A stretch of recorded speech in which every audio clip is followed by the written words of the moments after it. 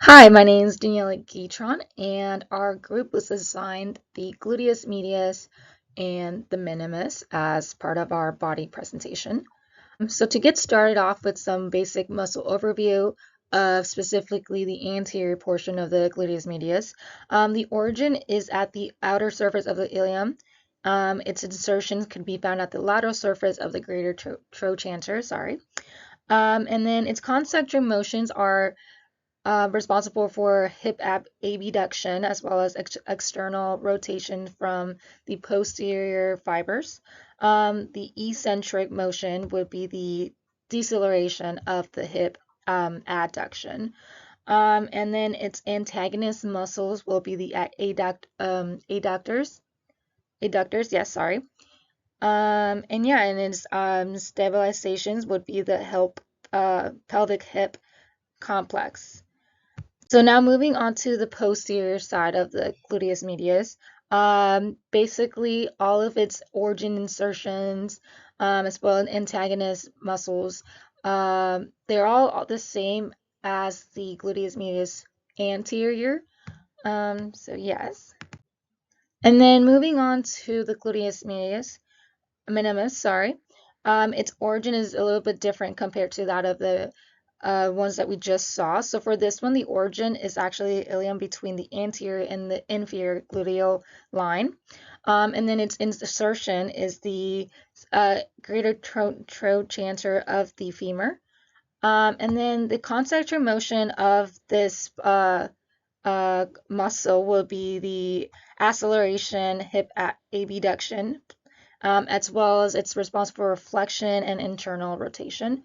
And then its eccentric motion would be the deceleration of the frontal plane hip. And then its antagonist muscle, once again, as the other one, would also be the adductors. And yeah, that is a little muscle overview for the gluteus medius, minimus, as well as the medius.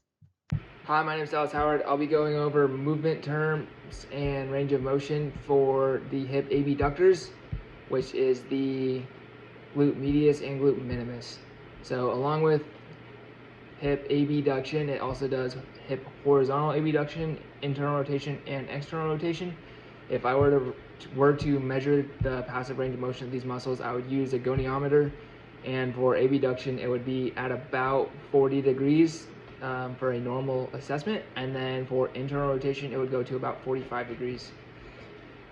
These muscles are activated in really almost any form of hip abduction, hip horizontal abduction, internal rotation, and external rotation. They both work together to complete these movements. My name is Dallas. We're going to be going over some movement and ranges from the glute med and glute min. This is Micah today because I had hip surgery. This is hard for me. So, on that note, we're going to do a side lying straight leg raise. So, basically, all he's going to do is take his leg, top leg, make it straight, and then raise it up. And then to more further target the glute med, glute min, he's going to rotate his hips to where they're stacked, and he's going to put his hip into a slight extension. And then from there, he's going to just knock out basically the prescribed reps and what whoever the professional is, whatever they say to do. This is going to be obviously working abduction, and then to go into a little bit of horizontal abduction and external rotation, we're going to do clamshells. So this leg's going to be bent. He's going to get his heels in line with his butt.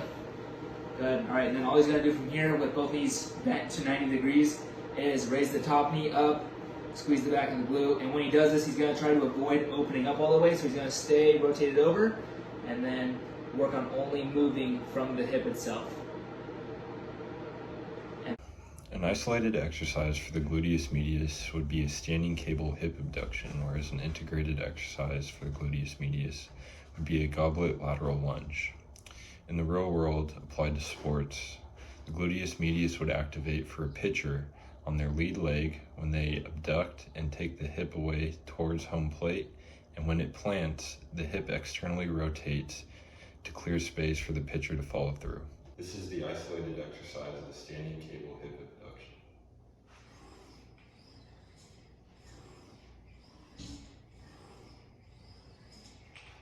This is the activated exercise, the goblet lateral lunge.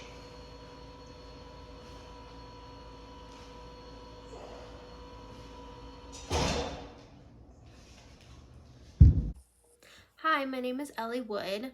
The test questions that we came up with for the first one is which movement is primarily assisted by the gluteus minimus during the swinging phase of walking or running?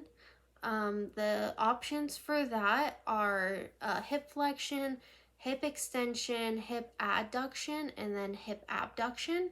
And the answer for that would be hip flexion.